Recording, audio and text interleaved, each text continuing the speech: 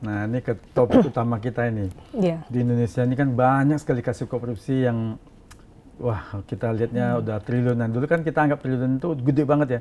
Sekarang kok tiap hari dengan triliunan jadinya kok kayak biasa aja. Iya, benar. Apalagi uang disita tuh ratusan miliar dipajangkan di meja. Iya. Wah, luar biasa nih, apalagi yang kasus Pertamina sampai hampir 1.000 triliun ya. Iya, benar, nah, ini Pak. masalah korupsi Indonesia ini makin merajalela, makin banyak ini.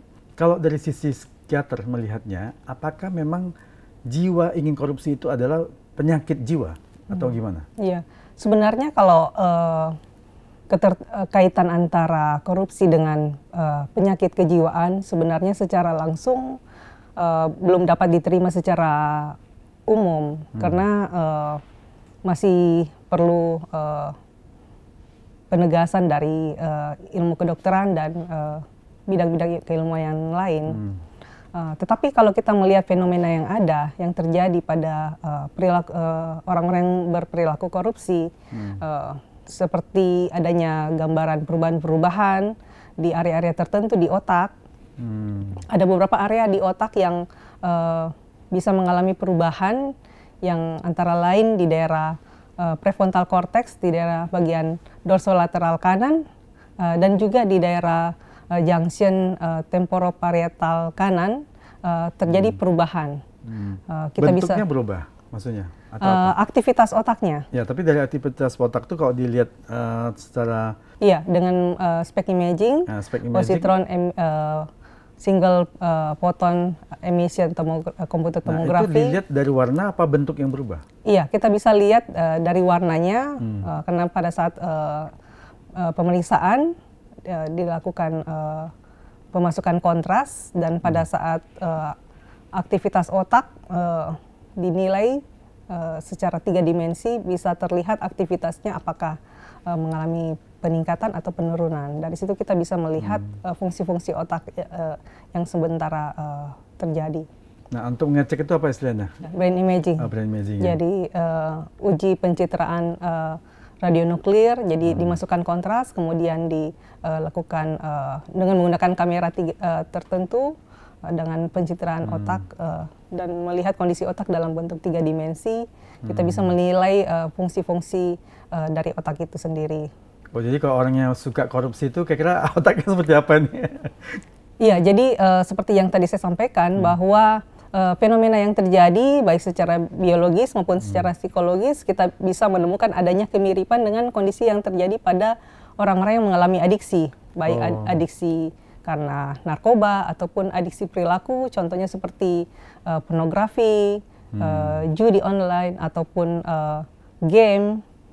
Sekarang kan marak, Pak, ya, adiksi-adiksi oleh karena kasus-kasus game online maupun judi, ya. Judi online, ya. Nah, ini kan dulunya pernah ada kasus Fufu Fafa, ini kita nggak singgung terlalu dalam, tapi yang saya mau tanya itu adalah, kan waktu itu banyak pengamat kan, oh coba dicek otaknya nih, karena dia suka nonton pornografi, nanti otak depannya kecil, itu benar nggak itu?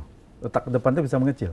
Iya, jadi pada kasus-kasus di mana adiksi, ini kita contohkan ya, adiksi sebagai perbandingan dari istilah corrupt brain, di mana terjadi perubahan struktur dari otak oleh karena perilaku korupsi.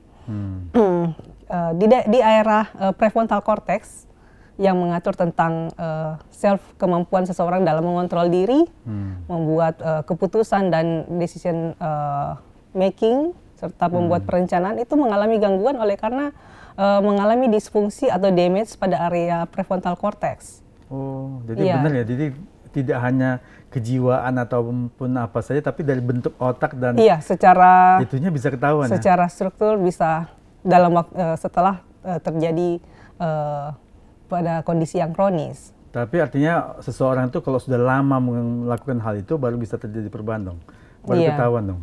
Iya. Karena sudah dilakukan mungkin bertahun-tahun atau apa ya. Iya. Sehingga otaknya mengalami perubahan baik dari segi kalau dicek secara warna ataupun bentuknya yang berubah ya.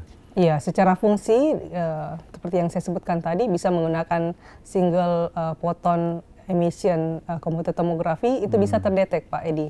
Waduh, luar biasa ini kalau gitu. Nanti Presiden Prabowo mesti kita sudah punya sebenarnya. Ini pejabat-pejabat menteri-menterinya dicek dulu sebelum diangkat jadi menteri, cek dulu otaknya nih. Kira-kira Iya. sifatnya adiksi nggak ini? Adiksi sesuatu yang tidak baik atau gimana? Apa tadi yang kalau sudah ada apa maksudnya? Melakukan ngecek atau apa? Pengecekan? Iya, jadi untuk pengecekan saya kira perlu ya untuk mengetahui kondisi kita secara personal. Di Rumah Sakit Hasan Sadikin Bandung dan Rumah Sakit Fatmawati Jakarta sudah ada untuk spek imaging. Gitu ya. Iya. Jadi maksud saya tadi yang menariknya itu adalah kalau bisa ke depannya ini semua pejabat ataupun pemangku kepentingan yang pegang sebagai atasan posisinya itu sebelum ditempatkan dicek dulu nih otaknya mesti dilihat dulu ada masalah nggak nih. Iya, boleh jadi kita menggunakan fasilitas canggih untuk membantu untuk dalam hal fit and proper test. Itu perlu disuarakan kayaknya fit and proper test ke depan mesti pakai itu. Nah, satu lagi nih, kalau misalnya orang sudah pengennya adiksi dengan korupsi ya. Nah, kadang-kadang kan ini bukan hanya masalah kejiwaan dia juga. Barangkali ya mungkin ada faktor, meskipun gaji udah cukup nih, pendapatan udah cukup.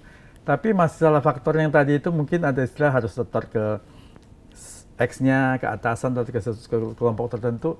Dia terpaksa harus mengumpulkan uang ini. Nah, ini mungkin berbeda sama kejiwaan barangkali. Ini karena kebutuhan barangkali, atau gimana? Iya, jadi memang untuk seseorang berkolaborasi dalam suatu perilaku korupsi, seringkali ada dua kondisi yang terjadi konflik di dalam diri pada saat yang bersamaan. Jadi terjadi ketegangan antara keinginan untuk berperilaku jujur dan keinginan untuk mempertahankan hubungan baik timbal balik dengan orang lain. Dan seringkali kondisi ini yang membuat akhirnya seseorang akhirnya mengambil keputusan, dan sebenarnya keputusan yang dilakukan ini secara sadar, Pak Edi. Jadi oleh karena adanya keinginan untuk menyenangkan kondisi atau mengambil keuntungan, tetapi pada saat yang sama juga bisa menguntungkan orang lain, sekalipun mengorbankan kejujuran. Ya kan juga baru ini kan ada kasus juga yang uang korupsinya dipakai untuk anaknya gelar satu kegiatan fashion misalnya ya, ataupun mungkin keinginan keluarga atau istrinya atau anaknya pengen hidup mewah-mewah segala macam, mungkin itu yang membuat dia harus terpaksa melakukan itu barangkali ya. Nah, ini kan sebenarnya faktor-faktornya masih banyak nih, bukan hanya kejiwaan tapi karena mungkin dorongan kebutuhan ataupun lingkungannya. Bisa saja satu orang masuk ke dalam satu institusi, dia jujur tadinya karena di sekelilingnya semua orang melakukan korupsi gini segala macam dianggap normal, sudah umum. Ya dia ikut lakukan juga karena mungkin gitu. Berarti korupsi ini bisa menular juga barangkali ya.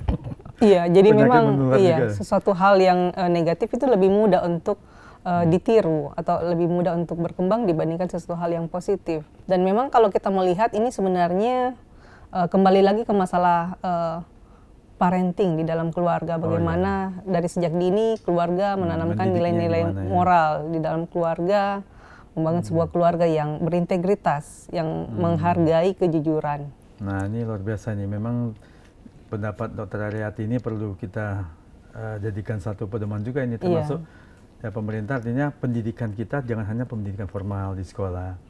Cobalah tekankan juga pendidikan tadi itu yang budi pekerti, moral ya kan, supaya kalau minimal kalau di dalam keluarga itu tidak mencukupin atau waktunya kurang untuk mendidik anaknya. Kadang kan orang tua banyak udah suami kerja, istri kerja, anaknya dikasih ke ART-nya misalnya ya, babysitter. Nah, pendidikan tadi moral itu nggak sampai itu kepada anaknya. Iya, benar. Nah, mungkin harus memang dibarengi lagi dengan di sekolah. Jadi sekolah itu tidak hanya mengajar pendidikan formal, tapi tetap tambah lagi dengan pendidikan tadi itu yang tentang moral dan budi pekerti itu. Iya, benar sekali Pak Edi. Iya, saya setuju dengan masukan yang bagus nih. Jadi pemerintah kita jangan lupa ini harus kita akomodir ya. Iya.